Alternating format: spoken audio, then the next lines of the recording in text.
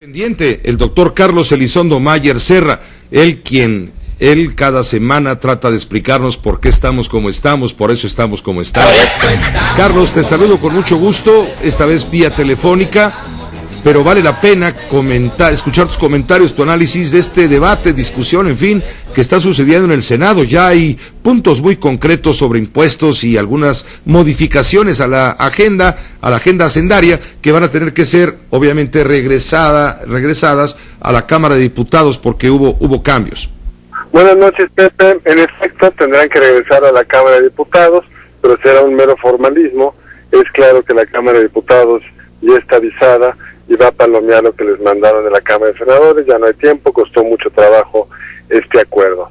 Ahora bien, ¿qué nos depara el año entrante como ciudadanos, como pagadores de impuestos? Una serie de cambios, algunos, digamos, técnicamente correctos, aunque va a tener un impacto político muy importante, Pepe, como es el IVA en la frontera. Yo creo que la homologación del IVA en la frontera le va a costar al PRI y quizá al PRD las siguientes elecciones intermedias en toda la franja fronteriza.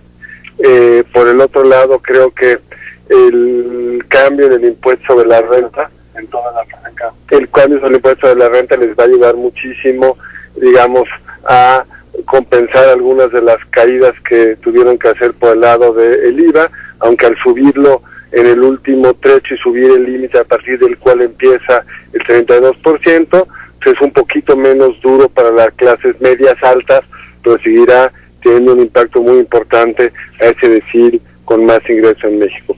Luego hay impuestos que técnicamente son realmente un cochinero, por usar una palabra técnica, Pepe. El más claro es este impuesto a la chatarra, a la comida chatarra. Habrá que ver los detalles, pero como circulaba, la versión que circuló durante las últimas semanas, es un impuesto que va a ser muy difícil de realmente grabar.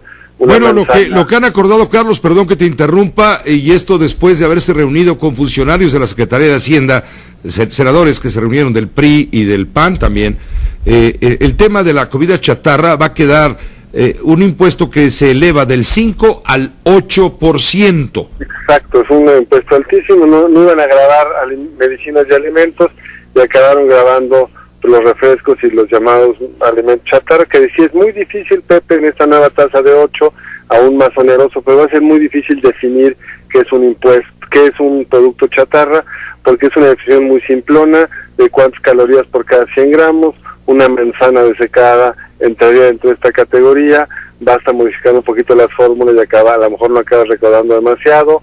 Hay alimentos tradicionales mexicanos que entran dentro de esta nueva definición. Yo creo que va a ser muy complicada. Es el ejemplo de lo que no se necesitan: más impuestos especiales, más tratamientos diferenciados. Le bajas un poquito y ya no pagas impuesto, te subes un poquito y pagas el 8%. Creo que es un muy mal impuesto y va a tener muchas complejidades de aterrizaje. Lo mismo creo en el impuesto al refresco. Claramente no va a resolver el problema de la obesidad, es una medida meramente recaudatoria, y de todo el paquete fiscal, Pepe, la más injusta, porque le va a pegar más a los que menos tienen, que consumen una mucho mayor proporción de su ingreso en refrescos y alimentos altamente calóricos, porque no tienen otras alternativas, porque necesitan llenarse el estómago, y estas han sido las formas baratas de hacerlo. Dato que parece interesante es que pretenden ajustar un poco el gasto para compensar el ingreso que se perdió en estas negociaciones últimas. Habrá que ver si por lo menos ahí se logra un pequeño apretoncito, porque hasta ahora todo, Pepe, todo iba por el lado del ingreso y nada por el lado del gasto. Yo creo que es un paquete agresivo para la economía mexicana. Hay detalles que habrá que desmenuzar con más cuidado: cómo quedó el nuevo régimen fiscal para las maquiladoras. Si todo mal diseñado puede tener un impacto alto en materia de inversión, si no, su impacto va a ser mucho menor.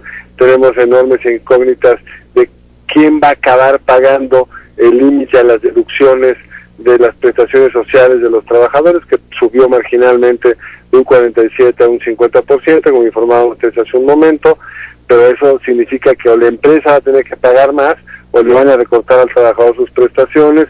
Eso puede también tener un impacto muy negativo en términos de distribución del ingreso, Pepe. Va a haber, sin duda, con estas modificaciones, estos acuerdos que se han tomado prácticamente de última hora, va a haber, con estas modificaciones, seguramente una baja en los ingresos del gobierno federal para el próximo año, lo cual se va a reflejar también en una disminución de gasto, y esto no es una buena noticia. Mira, yo estoy ahí de desacuerdo contigo, Pepe. Mejor que disminuyan el gasto recortándolo que subiendo los malos impuestos. Para como gastan el gobierno mexicano para todos los desperdicios que todos conocemos hay, en exceso de empleados, en corrupción, en mala asignación de algunos proyectos, en fondos que no sirven para gran cosa. Hay fondos del gobierno federal que cuesta el 80% administrar y solo el 20% le llega a la gente. Entonces a mí me parece que entre la ecuación más gasto o más impuestos, prefiero en la ecuación bajemos sumamos los impuestos, bajemos el gasto, prefiero sin duda que se baje el ingreso del gasto del gobierno, Pepe.